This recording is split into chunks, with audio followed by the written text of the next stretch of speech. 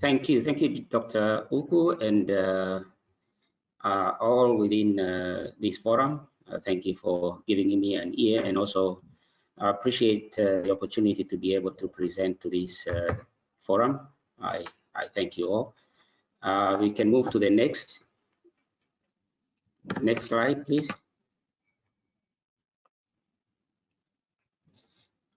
Okay, so as the heading goes, and what I was told to present about is the Open Ocean and EEZ stressors and management lessons. So for us to start engaging, we need to understand that system first, so that we can have an understanding of how that system functions. And once we know how the system functions, then we can know what are the forcing parameters or factors that may influence, either synergize or antagonize our system.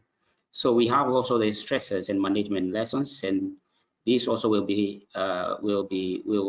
also be captured within. And we also, since we're talking about the open ocean and the EEZ, we would like to have a to remove the notion that these are separate regimes. There is connectivity. So we look at connectivity issues, and connectivity that is on what happens within land will definitely impact or have an influence on the oceanic ecosystem. So that is also a pointer behind our minds that we need to remember even as we go along. So the big challenges are that there is continually overexploitation, and this is not a trend that is not going to stop. It will continue into the future because we are already having increase in population. So as increase in population, demand also increases for resources, and so there will continue to be overexploitation. But we need also to come up with management regimes to be able to ensure that our resources are sustainably exploited. For this, we need information to know what is there and what parameters are affecting and how that ecosystem is supposed to be healthy due to what. So there is also the habitat destruction due to the activities that stem from overexploitation. And then we also have all this influence, the changing of the ocean, which is that threatens the ecosystem health and of course, ultimately the livelihoods of the people that depend upon this. And the flip side is that we have a coastal community that depends on this resource, but have a low adaptive capacity, and mainly adaptive capacity to venture into the deep. So we have a nearshore ecosystem that is overly exploited and habitat destruction, and the trend continues. So these are the stressors and the issues that needs to be addressed, so that in future we still have a resource in place. We can move to the next slide, please. So as I said, for us to be able to, you cannot manage a resource that you don't understand or you don't know about. So you need all these details to be able to manage that resource. So when we look at our system, and now talking about the oceanic system, it is critical to understand the interactions between the drivers and the impact of change across the coastal and marine and the terrestrial environment. And of course, because we are talking about the ocean, these regimes are interconnected. So they are global systems that will also affect that. So within our area, the productivity of our system is actually affected by or influenced by the monsoonal seasons.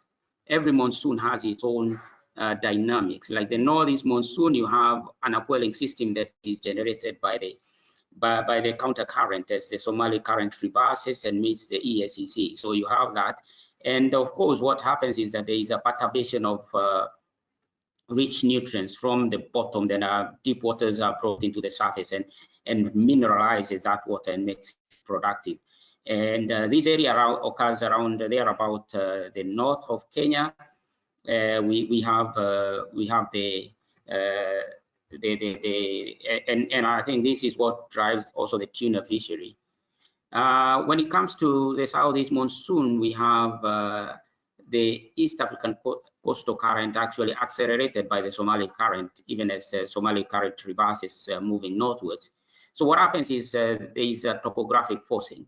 The East African coastal current speed accelerates to more than 3 knots to 4 knots. So that's high speed, and it means that topographic barrier of the sediments that are inputted by the Tana River. According to Professor Kireka, we have about 7 million tons of sediments coming in annually. And these are rich, nutrient-rich sediments because they come from the agricultural catchment area. But you also have the topography of the bank, and when they reach there, there are those perturbations and some bit of eddies that are formed that kind of generate that system. So you have a system also during the southeast monsoon that is highly productive, and this is maybe observed that this area supports a lot of tuna fishery during the southeast monsoon. You have a lot of tuna because there is a lot of small pelagics that the tuna come in to feed on. Next slide, please.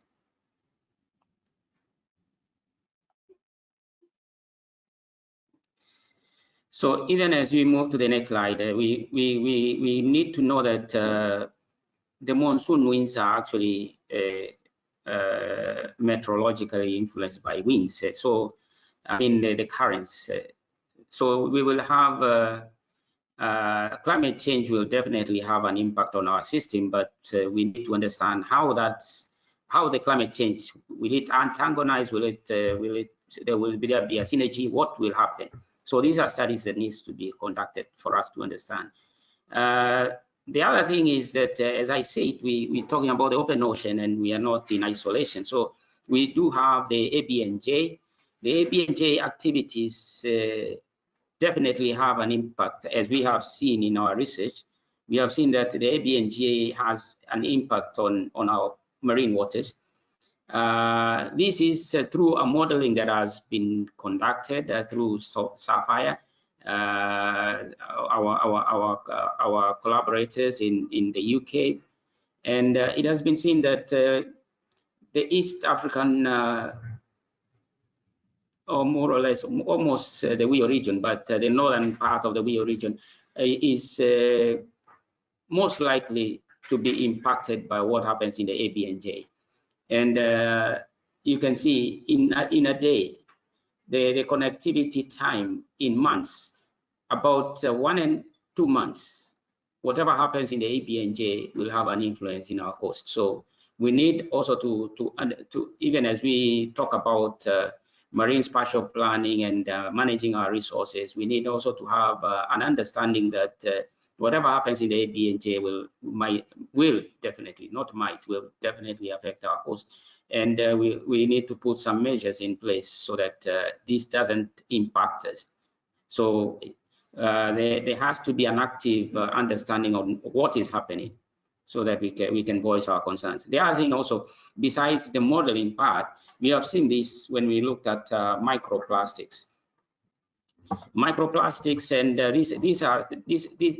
microplastics were skimmed from the surface. So these are current, they flow with the currents. So they give you an indication of where the source is. So we wanted to know where the source of the microplastics is. Initially, when we started the research, we thought that the microplastics definitely are coming from land. But as it seems, the microplastics that are coming into our waters are coming from off our territorial waters. I mean, off our EEZ in the ABNJ. And I can take you to the regression line. You can see that there is a distance from shore, 100 meters to 400 meters. Look at C10. C10 is very high. If you ignore the others that are on the lower side of the line, just look at C10, C8, C7, C6, C2, and C3. You see that microplastics are much lower as you approach land. And it's consistent because we have triplicates of the same low, C3, C2, C1. So they are quite low as we approach land, but very high towards the ocean. So 400, our EEZ extends to 400 kilometers, but you see they are continuing to rise. C10 is around 4, just at the edge of our EEZ. So definitely these are not what happenings within our waters. This is what is happening outside outside our territorial waters in the A, B, and J. And having into mind that there is a dilution effect. So if you look at dilution and that factor, that means there is a lot of microplastics, impact in the A, B, and J that is having an impact on our waters. And we have found that zooplanktons actually take up the microplastics, mistaking them for food. And we still don't know what that has an impact to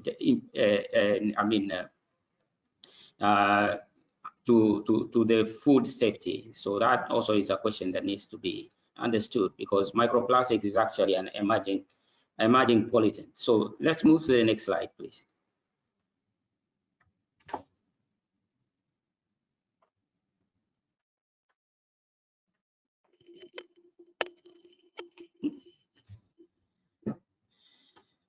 Okay, so we talked about influence on climate change, influence on productivity.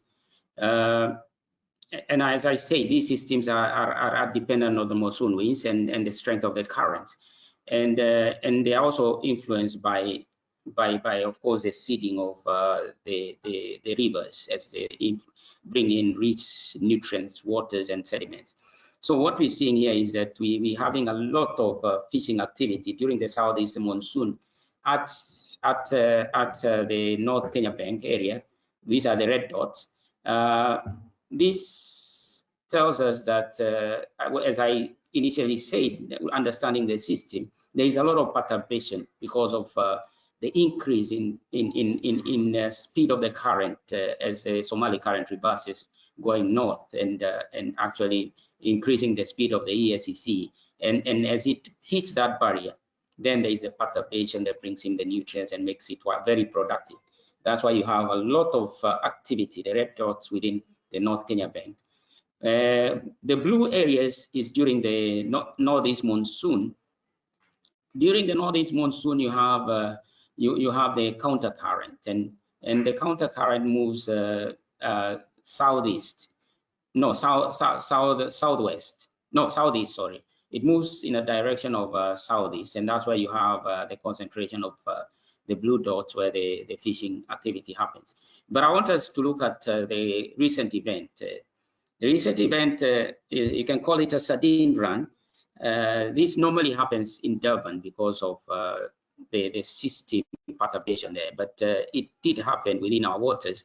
And we understood that there was a lot of rains that came in, and the waters were cool, and the systems changed a bit, and that might have influenced the high productivity in the system that supported a lot of small pelagics. So the small pelagics were there, and what happened is that they were being chased by the predators. And when they moved to the shallow ends, because of the numbers, they actually consume a lot of the dissolved oxygen, and they lack energy to free themselves. So they get beached in on the shores. So this is actually another phenomena that is influenced by climate change. So we're talking about climate change having this kind of influence on our waters. So what kind of impact are we going to have when you have a lot of beaching? Of course, it's a rainy day for the fishermen, but into the future, what happens to our stocks? So those are the questions that needs to be raised. So we move to the next slide, please.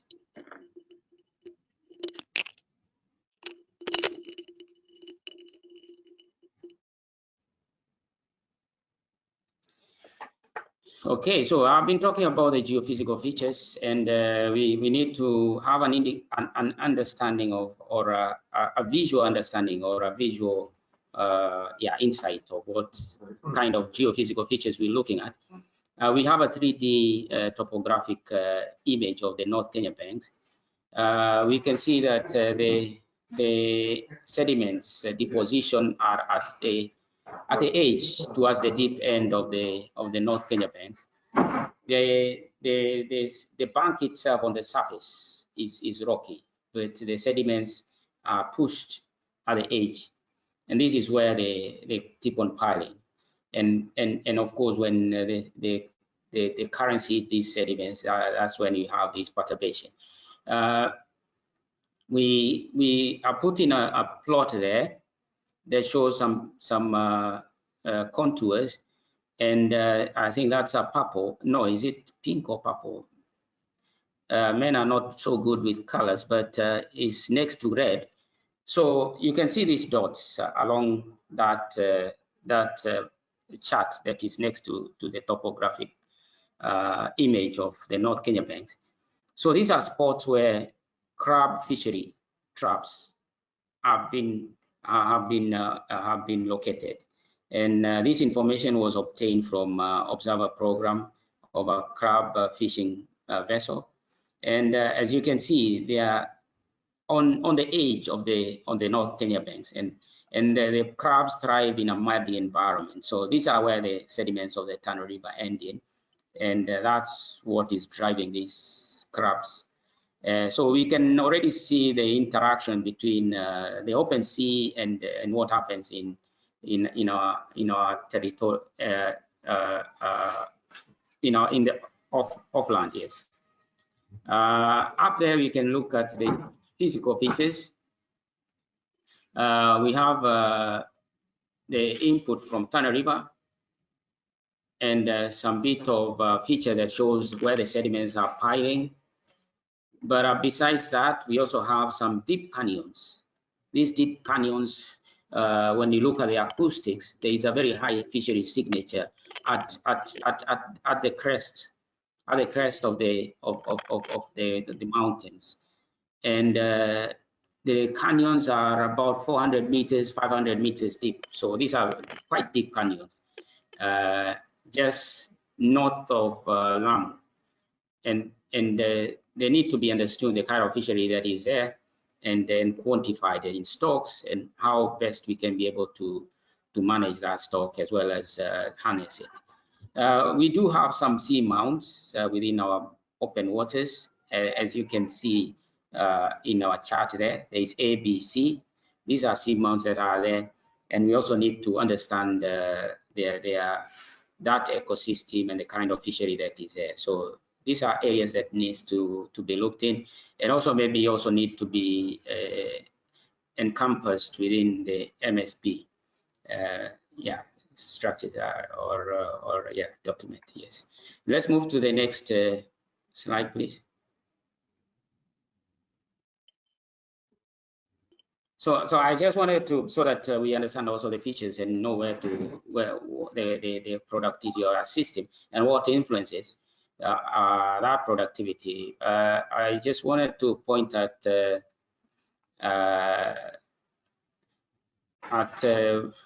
southern part of our system. We border Tanzania in the south, and also we do have another feature that is the Pemba Island. The Pemba Island, and of course the Pemba Channel.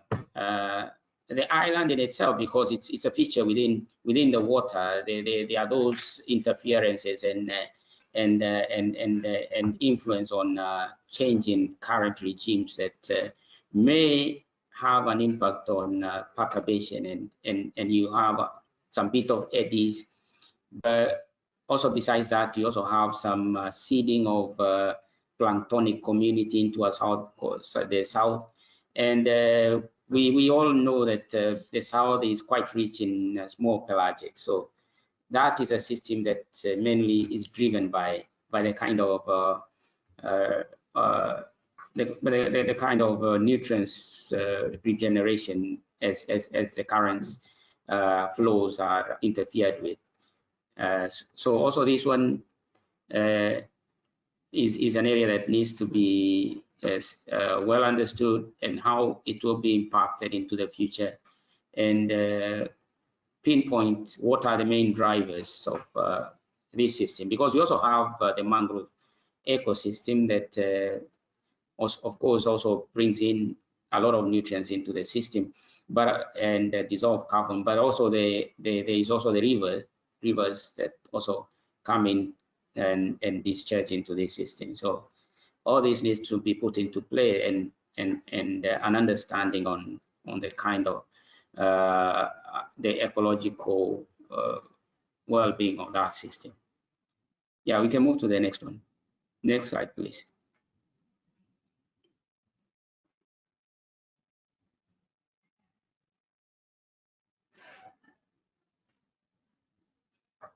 Okay, so I was just talking about the stressors, and we coming out of the marine environment now into land, and we have seen that you cannot look at the open sea and not look at what is happening in land, because that will definitely have an impact. And of course, apart from climate change and its influence on sea surface temperatures and of course the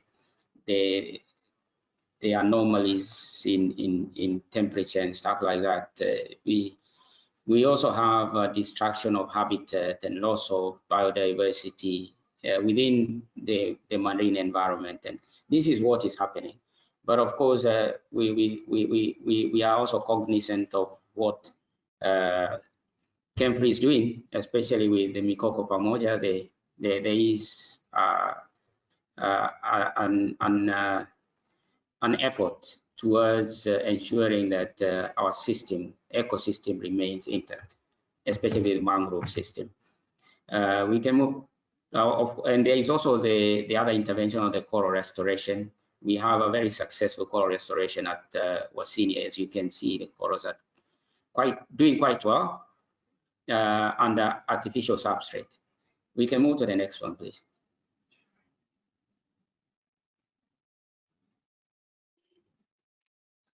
Yeah, so this is what happens when we have stress on an ecosystem, overfishing, destruction of habitat, and then you have these kind of rubbles that now becomes the base of the habitat. And of course, when you have such an environment, the environment becomes bare, and fishery just disappears from that environment.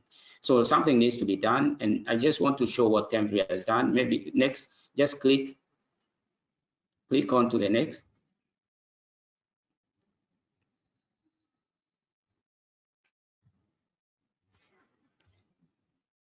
Okay, but yeah, there were several pictures there, but just to the previous slide showed the process that Kemfree has done in restoring that failed ecosystem by creating artificial artificial substrates.